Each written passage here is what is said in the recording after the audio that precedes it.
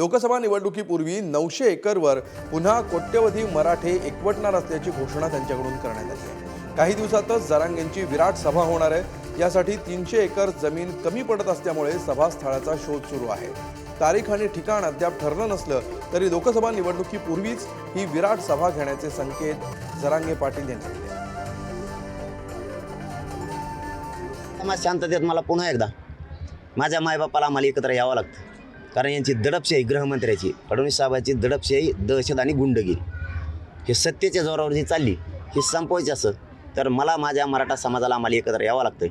आम्ही बघितली सुद्धा, ते बी सांगतो, 700 एकर बघितली पण आम्हाला 300 एकर कमी पडते, त्यामुळे आम्ही ती पॉईंट बदलिलं। आम्ही सगळेचे सगळे 5 ते 6 करोड मराठे एकत्र यायला लागलो आता पुन्हा एकदा।